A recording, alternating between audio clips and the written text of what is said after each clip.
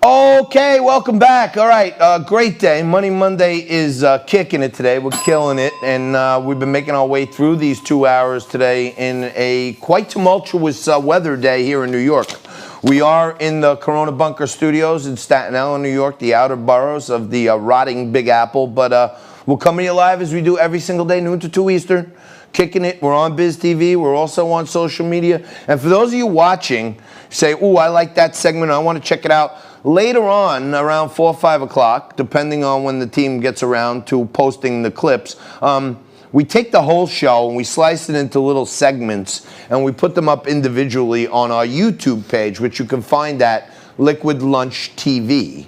And if you like a particular segment, you don't have to go looking through the whole 2 hours to send your friend, hey, take a look at what JT said. They're there, and for the most part, the team labels them rather cleverly, so you'll know what segment it was if you were looking at or if you were looking for it. Mike, GFX 12 is, you know, there are a lot of celebrities in Hollywood who are actually coming out in support of Donald Trump. We had on John Schneider last week. He was Bo Duke in the famous Dukes of Hazzard. You got John Voight, one of the finest actors of all time in history. He's out there saying he's in support of Donald Trump. You know, you got people, James Woods is out there supporting Donald Trump. And, you know, Kevin Sorbo is another name. Scott Baio is another name. Kevin Sorbo is, you know, I think he was the Gladiator or the Warrior. I think he was the Gladiator, Kevin Sorbo. Great actor, okay, great American. And take a look what Kevin Sorbo had to say. And this is just somebody out of Hollywood. Roughly 25,000 people die daily from hunger. Around, how many? Around 9 million a year. 22,000 people die every day from poverty, roughly 8 million a year. But the virus with a 99.97 survival rate shuts down the world. So, you know, Kevin Sorbo is kind of like on the money, if you really think about it. And the voices of the American right are being squashed. They're putting a pillow over the face of any Republican conservative voices. You got the social media, the Twitters, the Facebooks, the YouTubes, the Instagram. They slam you. Okay, right now, I'm barred from TikTok. I cannot go on TikTok. I cannot post a video on TikTok. Right now, I'm barred for life, okay? I'm barred for life for many things, but I didn't expect to be barred from TikTok, okay? On Facebook, we are just coming off a 1-week penalty box situation, 2-week penalty box situation. So they let us back on, but if I screw up and have on a guest, like my next guest, Clay Clark, if Facebook doesn't like that what we're talking about, even if they're facts, we may get thrown off Facebook again, okay? But we're back on Facebook. We just got off a 1-week ban on YouTube. We weren't allowed to upload videos on YouTube because I put Rudy Giuliani. I had Rudy Giuliani on the show. Imagine our little show. We got Rudy Giuliani sitting there telling us about this case, and YouTube decides they're not going to let us upload those videos because they violate community standards. And so I'm coming off a week ban on YouTube. So we're in a time in America right now where it may seem like it's really dark. And the forces of evil, like the leaders of all these social media companies, they want to be the final arbiter of what the public discourse is, what the public narrative is, what people are talking about. They want to control the dialogue, which kind of starts to work in the direction of elimination of our First Amendment rights. So when the First Amendment right's under attack, and then we may have a Joe Biden administration that says the Second Amendment for us to keep our guns to protect against a tyrannical government. You know, the Second Amendment of the Constitution that gives all of us the right to bear arms, do you know, I don't know if everyone knows this, but I'll just give you a little moment of zen here. If you look at it, the right to bear arms was not to shoot a deer or to go kill a bull and feed your family. I mean, that was part of it. But the Second Amendment right to bear arms was to protect the people from a tyrannical government. So even the founding fathers, the OGs of America, they said, hey, you can never infringe on the people's rights to carry guns because if the government gets out of hand, these people have to be able to form militias and go overthrow the government. So I don't know. I'm not calling for an overthrow on the government, but right now we're in a weird place. Your First Amendment's under attack, and your Second Amendment's under attack. Okay? Usually, you know, if you get to second base, you're in good shape. In this instance, you're in really bad shape. Okay, so we'll keep our eye on that. Do we have Clay Clark, Mikey boy? No, we do not have Clay Clark yet. Hopefully he will be joining us, but you know, there is a lot going on that we need to talk about, especially in the Stop the Steal world. And Clay Clark is the chief fact finder for Stop the Steal, so fraud finder. So I do want, you know, him to get on here and tell us what's happening. We do have him now. Okay, very good. So Clay Clark joins us right now. Clay, are you with us? I am with you. Fantastic.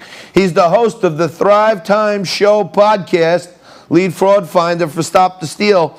Now, Clay, I don't mean to be biting off your rhymes or anything, but I got so ticked off about this whole, the way this whole election's going down, that I changed the name of my show 3 weeks ago from Liquid Lunch on an interim basis to Stop the Steal TV, because I just want to keep pounding it into people's heads that there's still a lot of reasons to think this ain't over. We are absolutely going to win this thing, and I will tell you, if any of your listeners will email me right now to info@thrivetimeshow.com, info@thrivetimeshow.com, I have 23 pages of cited voter fraud. We're talking about affidavits. We're talking about videos. We're talking about, I mean, it's all cited. And when someone signs an affidavit, it's different from an accusation. An affidavit is saying, under the potential penalty of perjury, aka criminal, you know, issues here, I'm putting my life and reputation on the line by signing a piece of paper that says I personally witnessed voter fraud. We are going to win this thing, but the mainstream media, 90% of which is controlled by just 6 people, is not going to tell that to you. So it's very important that everybody gets the fraud and you share it everywhere. Email me, test me, email me, info@thrivetimeshow.com. All right, so let me reiterate that one more time, because one of the things I'm trying to do here every day is keep people's spirit up, because these wackos with their psychological operations on the left-wing media, they want to keep running this game on us where they create fatigue, voter fatigue. They want us to give up. They want us to say, all right, maybe Joe Biden win. I don't want to hear about it anymore. I love the haterade. I sip on the haterade, and the more negativity, it gets me more fired up. We're going to win this thing. And the momentum is shifting. And let me explain this to the listeners real quick here.